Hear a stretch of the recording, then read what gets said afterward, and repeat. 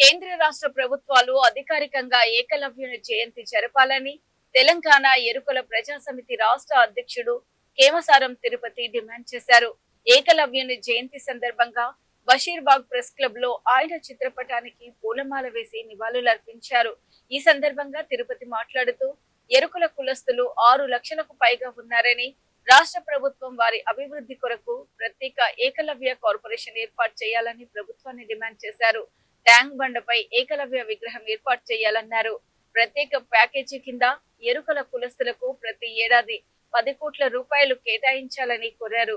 33 జిల్లాలలో ప్రతి జిల్లా కేంద్రానికి ఏకలవ్య గురుకుల పాఠశాల ఏర్పాటు చేయాలని వారు డిమాండ్ చేశారు. ముందుగా పత్రిక అన్నయ్యలకు ప్రత్యేకంగా ప్రతి సంవత్సరము తొలి ఏకాదశికి ముందుగా ఐదైతే తొలి ఏకాదశి పండుగ రోజు పెద్ద ఎత్తున దేశవ్యాప్తంగా ఏకలవ్య జయంతి ఉత్సవాలు జరుపుకోవడం జరుగుతుంది. ముందుగా జయంతి సందర్భంగా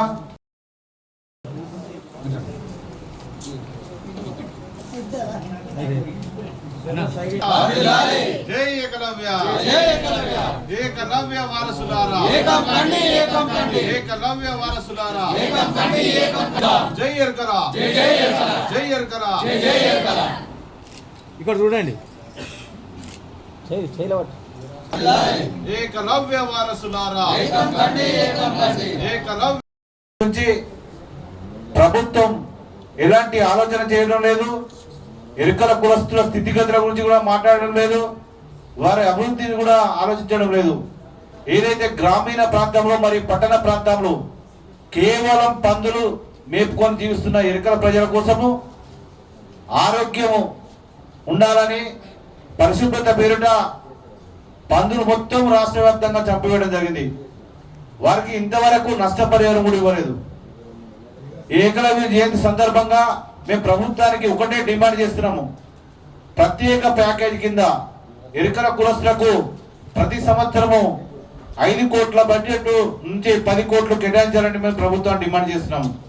అదే విధంగా ఏదైతే గురువు శిష్యుల మధ్య ఒక ప్రపంచానికి చాటి చెప్పిన వ్యక్తి ఏకలవ్యుడు. అలాంటి విగ్రహాలను రాష్ట్ర వ్యాప్తంగా 33 జిల్లాలో ఏర్పాటు చేయాలని కొన్ని సంవత్సరాల నుంచి మేము ప్రభుత్వాన్ని దృష్టికి తీసుకెళ్ళడం జరుగుతుంది. కానీ మా డిమాండ్ ఏ ప్రభుత్వం వచ్చినా మా గురించి ఆలోచించుకోవడం చాలా బాధాకరం. ఇప్పటికైనా రాష్ట్ర ప్రభుత్వం స్పందించి ఏకలవ్య జయంతిని తొలి ఏకాదశి ముందుగా వారం రోజుల పాటు జరుగుతాయి కాబట్టి ఇప్పటికైనా ప్రభుత్వము ఎరుకల కులస్తులు గుర్తించి ఏకలవ్య జయంతిని ప్రభుత్వమే జరపాలని మేము ప్రభుత్వాన్ని డిమాండ్ చేస్తున్నాము. ఏదైతే హైదరాబాద్ కేంద్రంగా ఉంటున్న మహాన్ భావుల విగ్రహాలు అందరూ ట్యాంక్ బండ్ పైన పెట్టడం జరిగింది. ఏకలవ్య విగ్రహాన్ని కూడా ట్యాంక్ బండ్ పైన పెట్టాలని మేము ప్రభుత్వాన్ని డిమాండ్ చేస్తున్నాం. ఎరుకల కులస్తుల కోసము చదువుకోవడానికి సామాజికంగా రాజకీయంగా నెట్టివేయబడ్డారు. కాబట్టి చదువును చదివించాలంటే 33 జిల్లాలో కనీసం పాత 10 జిల్లాలో ఏకలవ్య పేరుట పాఠశాల గురుకుల పాఠశాల ఏర్పాటు చేయాలని మేము డిమాండ్ చేస్తున్నాం. ఏదైతే నిరుద్యోగులు ఈ పందుల పైన ఆధారపడి బతికిన వ్యక్తులు ఎవరైతే ఉన్నారో వారిని గుర్తించి ప్రత్యేకంగా వారికి ప్రభుత్వము స్థలాలు కేటాయించి శాస్త్రీయ పద్ధతిలో తెల్ల పందులు పెంచుకునే విధంగా శిక్షణలు ఏర్పాటు చేసి వారికి బ్యాంకులతో సంబంధం లేకుండా ఎలాంటి షూటింగ్ లేకుండా